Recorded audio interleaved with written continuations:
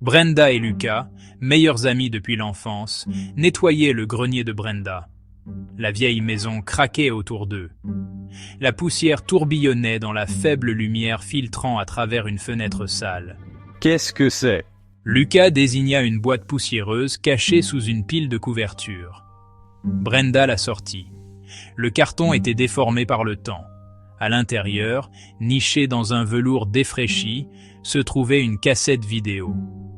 Aucune étiquette, juste une surface noire et vierge. Bizarre. Murmura Brenda, tournant la cassette dans ses mains. C'est peut-être un de ces vieux films que ta grand-mère regardait. Suggéra Lucas, regardant par-dessus son épaule.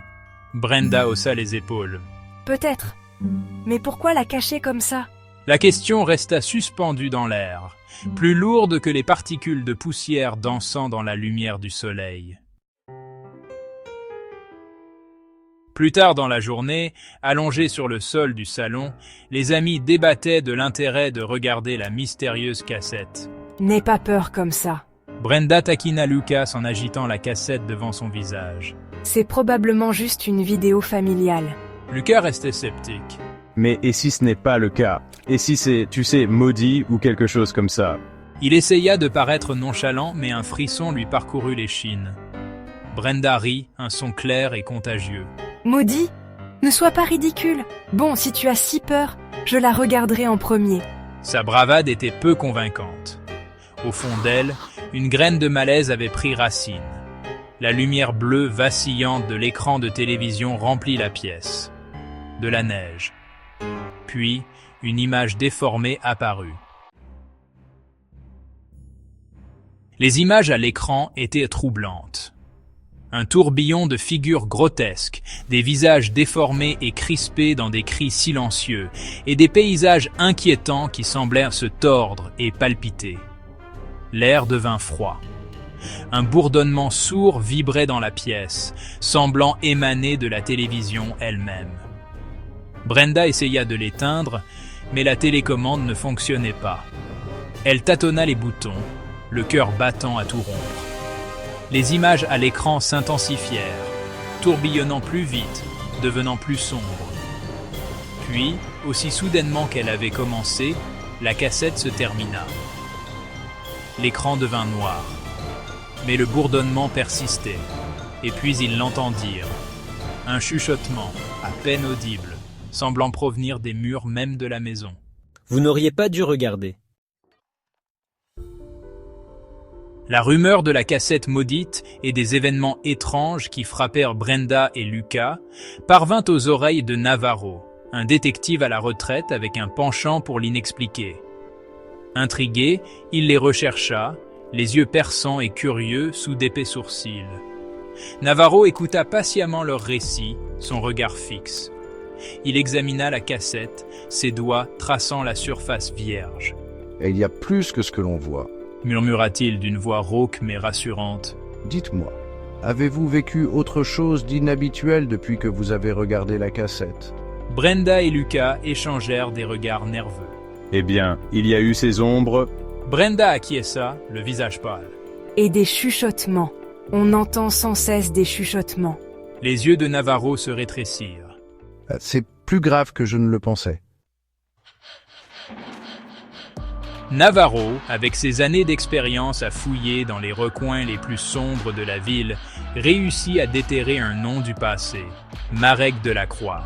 Un artiste d'avant-garde, connu pour ses œuvres troublantes et macabres, disparu mystérieusement il y a des décennies.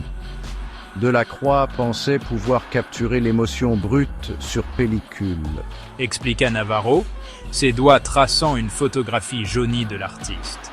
On disait que son travail était imprégné d'une énergie étrange, une obscurité qui s'infiltrait dans sa vie. La légende raconte qu'il a imprégné cette cassette de sa propre âme tourmentée. Les pièces du puzzle se mettaient en place, les événements étranges, les chuchotements, les images troublantes sur la cassette, tout pointait vers une obscurité bien plus ancienne, bien plus profonde qu'il n'aurait pu l'imaginer. Section 6. Le rituel. Guidé par d'anciens textes et des murmures de traditions oubliées, j'ai déterminé que le seul moyen de briser la malédiction était de détruire la cassette lors d'un rituel aussi vieux que le monde. Sous une lune de sang, ils se rassemblèrent au cœur du vieux cimetière. L'air crépitait d'une énergie invisible. Brenda, Lucas et Navarro se tenaient autour d'un bûcher improvisé, la cassette maudite posée dessus.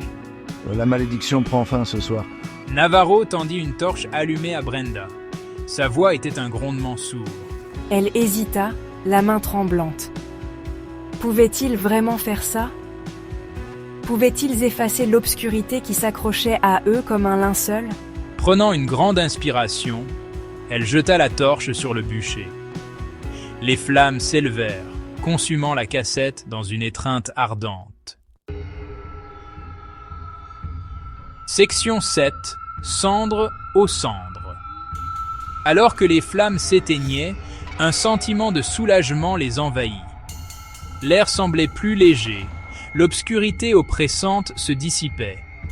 Les chuchotements se fondirent dans le silence. La malédiction était brisée. Du moins, c'est ce qu'ils croyaient.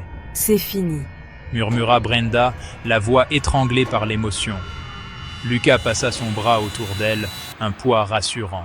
Rentrez chez vous, les jeunes. Reposez-vous. C'est vraiment fini. Navarro hocha la tête, un sourire rare traversant ses lèvres. Épuisés mais exaltés, Brenda et Lucas rentrèrent chez eux. Les rues étaient calmes, le seul son étant l'écho de leurs pas. En tournant au coin de leur rue, ils remarquèrent quelque chose d'étrange. Une lumière bleue vacillante émanait de la maison de Brenda. Section 8. Une lueur dans l'obscurité. Ils se précipitèrent à l'intérieur, le cœur battant à tout rompre. La lumière bleue provenait du salon. En s'approchant prudemment, ils virent que la télévision était allumée. De la neige. Puis, une seule image apparut à l'écran. Une seule image. C'était Marek Delacroix. Son visage, autrefois déformé par l'angoisse, affichait maintenant une expression de sérénité effrayante. Et ses lèvres étaient courbées en un sourire entendu. Puis, l'écran devint noir. Silence. Brenda et Lucas fixèrent l'écran vide, une terreur glaciale leur parcourant l'échine. La malédiction n'était pas brisée. Elle s'était simplement transformée. Section 9. L'image finale. Navarro arriva quelques instants plus tard, attiré par une force inexplicable. Il observa la scène, l'air grave. Le rituel, ce n'était pas suffisant. Murmura-t-il, plus pour lui-même que pour Brenda et Lucas. Il se tourna vers eux, les yeux remplis d'un mélange de sympathie et de quelque chose qui ressemblait à de la peur. La malédiction est toujours là, mais elle est différente maintenant. Elle n'est plus liée à la cassette, elle est libre. Les mots restèrent suspendus dans l'air, lourds de terreur. Ils avaient détruit le réceptacle, mais ils avaient libéré quelque chose de bien plus sinistre. La malédiction de Marek Delacroix était dehors, tapie dans l'ombre, attendant son heure. Et cette fois, ils n'avaient aucune idée de comment l'arrêter.